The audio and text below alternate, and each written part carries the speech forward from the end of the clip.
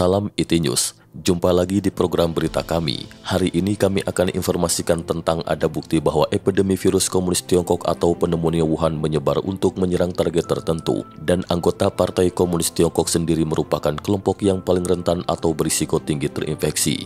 Terhitung antara 66% hingga 88% dari mereka yang berada di daratan Tiongkok menemui kematian. Mari simak berita selengkapnya.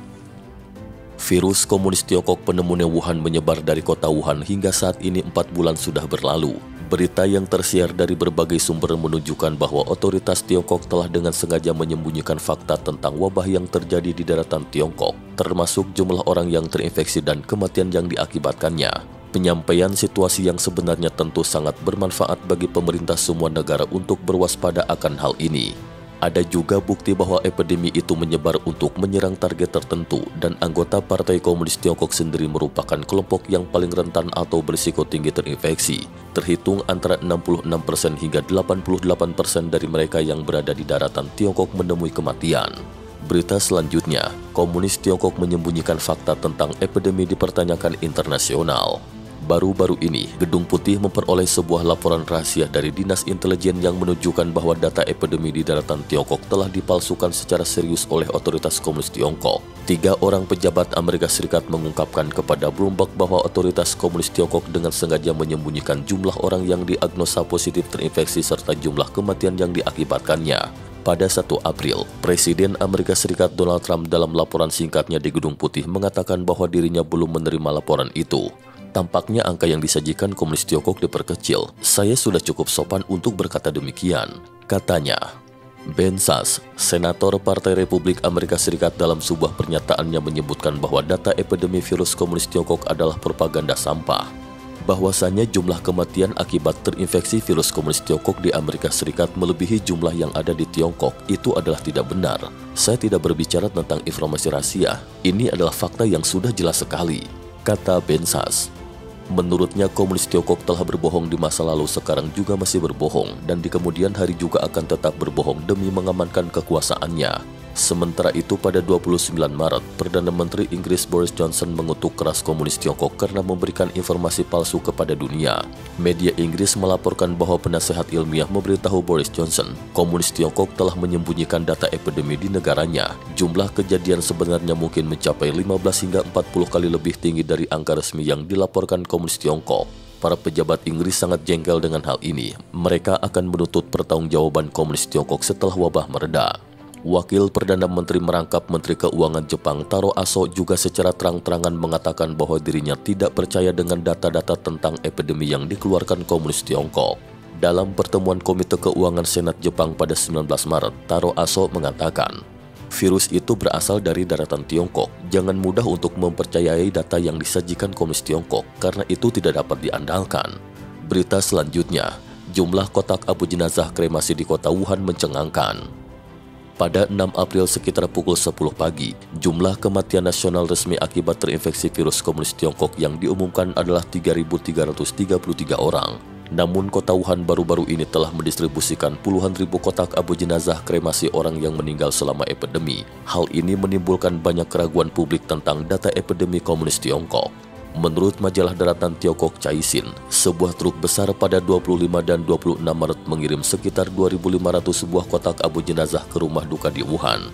Pengemudi truk mengatakan bahwa sehari sebelumnya juga telah mengirim 2.500 kotak abu jenazah ke tempat yang sama. Dengan kata lain, hanya untuk rumah duka satu ini saja sudah terkirim 5.000 kotak abu jenazah kremasi, padahal di kota Wuhan ada 7 rumah duka. Selain itu, rumah duka mengumumkan bahwa hanya 500 kotak abu jenazah kremasi yang didistribusikan setiap harinya, dan diharapkan selesai pendistribusiannya sebelum festival Qingming 5 April. 7 rumah duka bersama-sama dapat mendistribusikan 3.500 kotak setiap hari, dan sampai 5 April masih ada 12 hari. Sehingga perkiraan 12 kali 3.500 sama dengan 42.000 buah kotak. Berbeda sangat jauh dengan angka nasional resmi yang 3.333. Seorang warga kota Wuhan kepada media Sound of Hope mengatakan, seorang anggota keluarga menerima telepon dari rumah duka yang mengatakan bahwa mereka harus menunggu dalam antrian selama setengah tahun sebelum mereka dapat menerima kotak abu jenazah dari kerabat mereka yang meninggal. Sumber tersebut kaget dan mengatakan, gila, antri sampai setengah tahun, sesungguhnya berapa banyak orang yang meninggal? Sumber tersebut kemudian mengatakan bahwa informasi dalam pemimpin tertinggi Komunis Tiongkok adalah sekitar 280.000 yang meninggal di Wuhan dalam 3 bulan terakhir. Berita selanjutnya, 88% dari jumlah kematian adalah anggota Partai Komunis Tiongkok. Menurut pemberitaan media Minghui.com, baru-baru ini beredar di internet sebuah daftar kematian internal untuk bulan Februari di suatu unit tertentu dari Partai Komunis Tiongkok yang menunjukkan bahwa 88% kematian adalah mereka yang menjadi anggota partai tersebut.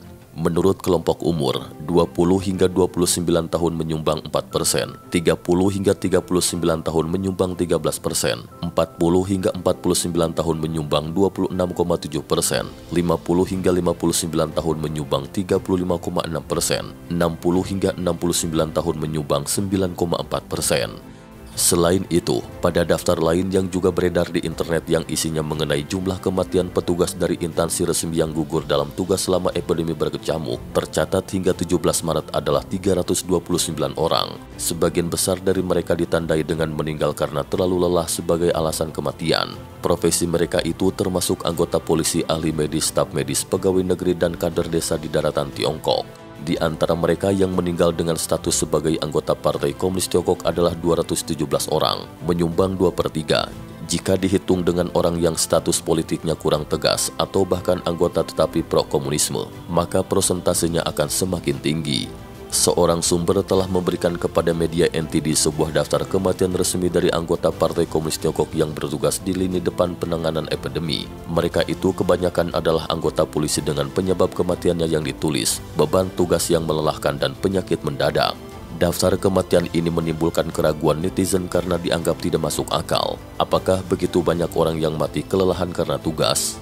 Netizen Jason V. Lee menulis, "Semua mati karena terlalu letih, jadi tak satu pun yang mati karena coronavirus." Netizen @Lee007 Jason, "Hebat, canggih, menggunakan alasan kematian untuk mengendalikan data epidemi." Menurut informasi Wikipedia tercatat hingga 31 Desember 2018, jumlah anggota Partai Komunis Tiongkok adalah 90.554.000 orang, sedangkan populasi Tiongkok adalah 1,4 miliar jiwa. Jadi anggota partai menyita 6,4% dari populasi. Jika demikian, proporsi anggota partai yang mati akibat pneumonia adalah sangat tinggi. Berita selanjutnya, mundur dari keanggotaan Partai Komunis Tiongkok adalah cara menjauhi bencana. Artikel Epoch Times berjudul "Virus Komunis Tiongkok datang dengan menargetkan Partai Komunis" menunjukkan bahwa penyebaran epidemi ke seluruh dunia menjelaskan virus menyebar ke negara, kota, organisasi, dan individu yang memiliki hubungan dekat atau sepemahaman dengan Komunis Tiongkok. Dalam krisis saat ini, pemerintah dan masyarakat dari berbagai negara terpaksa merenungkan, mengapa virus ini datang? Apa hubungannya dengan Partai Komunis? Bagaimana seharusnya individu maupun bangsa dapat terhindar dari menjadi korban bencana ini? Artikel itu menunjukkan bahwa epidemi Wuhan yang sekarang sudah menjadi pandemi telah membawa rasa sakit dan bahkan kematian bagi dunia. Akan tetapi, baik sejarah maupun fakta telah menunjukkan cara yang jelas untuk menghilangkan epidemi dan menyelamatkan diri dari bencana, yakni mengenali akar penyebab bencana, mengetahui kebenaran tentang jahatnya Partai Komunis, mundur sebagai anggota Partai Komunis Tiongkok, menolak pemahaman komunis. Itu adalah cara untuk menjauhkan diri dari bencana. Virus Komunis Tiongkok masih merebak dengan cepat dan lonceng peringatan kembali berbunyi. Bagi mereka warga asal Tiongkok yang pernah bergabung dengan organisasi Partai Komunis Tiongkok, dapat mengeluarkan pernyataan melalui situs web Epoch Times untuk mundur dari Partai Komunis Tiongkok, menolak pemahaman komunis. Ini adalah cara terbaik bagi individu, organisasi, dan negara untuk menghindari dari terinfeksi virus dan memilih masa depan yang lebih baik.